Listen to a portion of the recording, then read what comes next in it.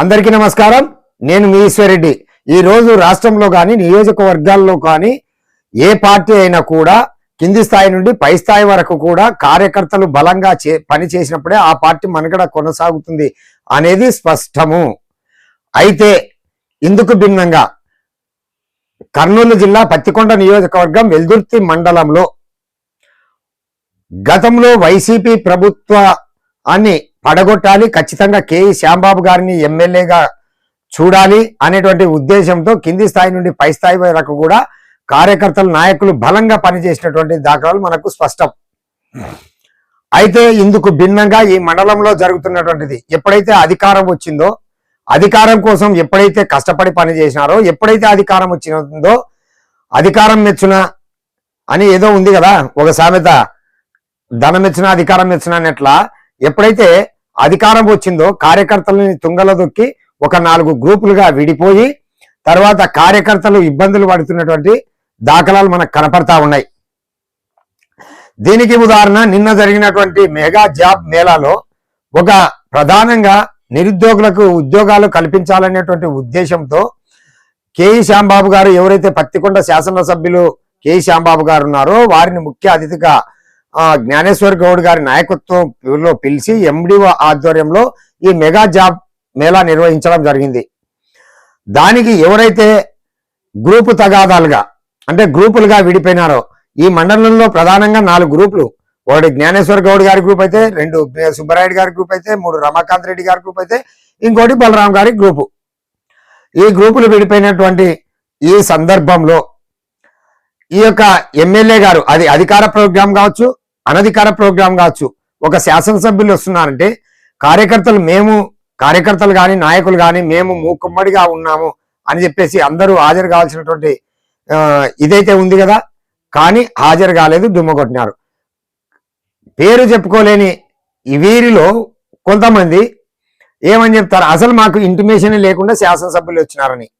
అంటే వీళ్ళు నాయకత్వ కుమ్ములాటలో కార్యకర్తలను ఏం చేయాలనుకుంటున్నారు, గ్రామ స్థాయిలో ఉండేటువంటి లీడర్స్ని ఏం చేయాలనుకుంటున్నారు. సరే పోని ఈరోజు చిన్న చితిక పంచాయతీలు పడతాయి, ఎండిఓ ఆఫీస్లో కావచ్చు, ఎంఆర్ఓ ఆఫీస్లో కావచ్చు, లేకుంటే పోలీస్ స్టేషన్లో కావచ్చు. మళ్ళీ ఎవరి దగ్గరికి పోవాలనో తెలియనటువంటి అయోమయ పరిస్థితుల్లో తెలుగు తమ్ముళ్ళు లోపల బాధపడుతున్నటువంటి దాఖలాలు కనపడతా ఉన్నాయి.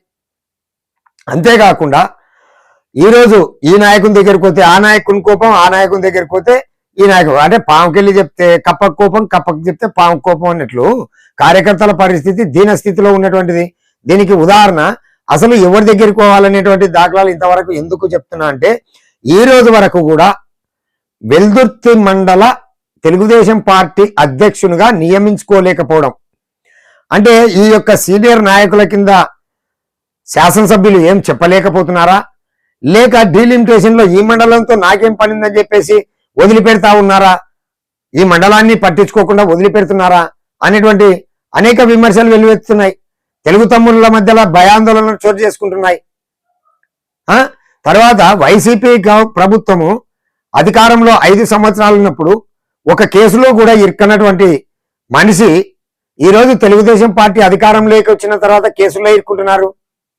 అంటే ఈ కుమ్ములాట వల్లనే కదా.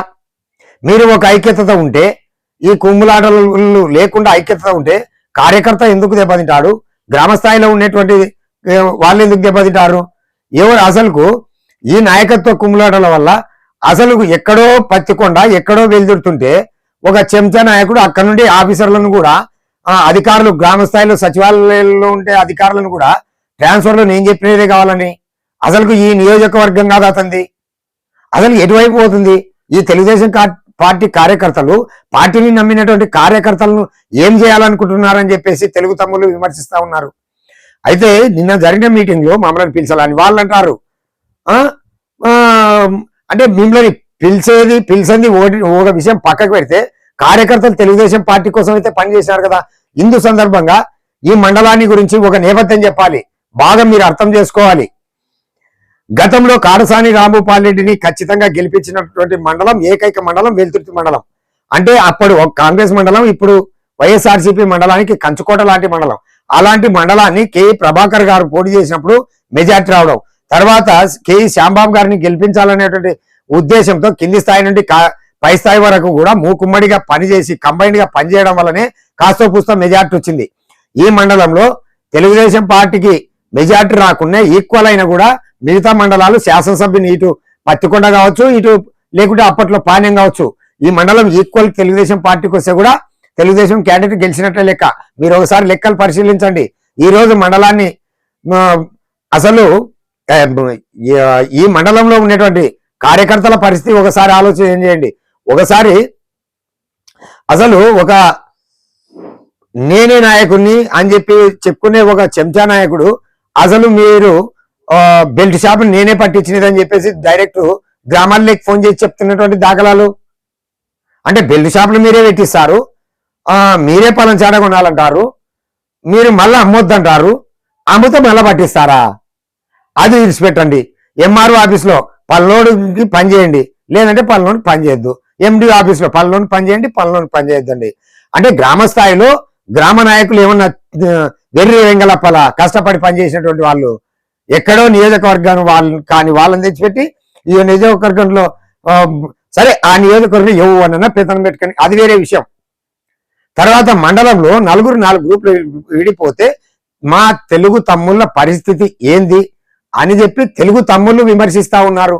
దీనిది ఇప్పటికైనా కూడా హైకమాండ్ దృష్టిలో పెట్టుకొని సరే పోని ఇదే పత్తికొండ శాసనసభ్యులు ఎవరైతే కె శ్యాంబాబు గారు ఉన్నారో మళ్ళా అదే శాసనసభ్యులు గారు వాళ్ళని కూర్చోబెట్టి ఇగో పలానా మండలాధ్యక్షుడు ఇతనే అని డిక్లేర్ చేయొచ్చు కదా. ఎందుకు డిక్లేర్ చేయలేకపోతున్నారు అంటే మండలాన్ని విమర్శిస్తున్నారు అనేటువంటిది అనేక విమర్శలు ఉన్నాయి.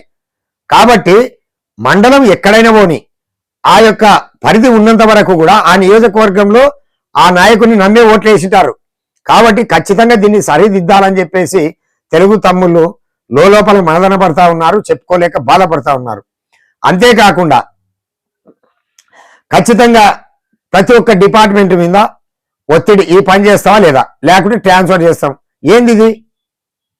తర్వాత కార్యకర్తల పైన ఒత్తిడి, ఆడిపోయినావా నువ్వు, సరేలే వాని దగ్గరికి పో అని ఇంకొక ఆయన అంటాడు, ఇంకోని దగ్గరికి పోయినా అంటే వాని దగ్గరికి పో అని ఇంకో ఆయన అంటారు.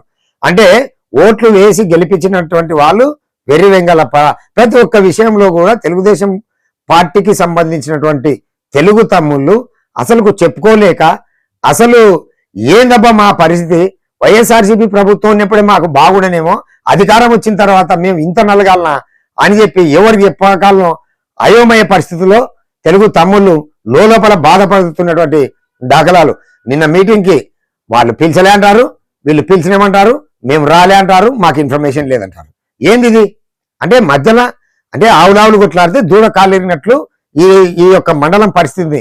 కాబట్టి ఇప్పుడైనా ఈ యొక్క మండలానికి సంబంధించినటువంటి మండలాధ్యక్షుని నియమించి తర్వాత ఆ మండల కార్యకర్తలు తెలుగుదేశం పార్టీ కార్యకర్తలను కాపాడుతారా లేదా అని చెప్పి తెలుగు తమ్ముళ్ళు అనుకుంటున్నటువంటి $1 మిలియన్ ప్రశ్న.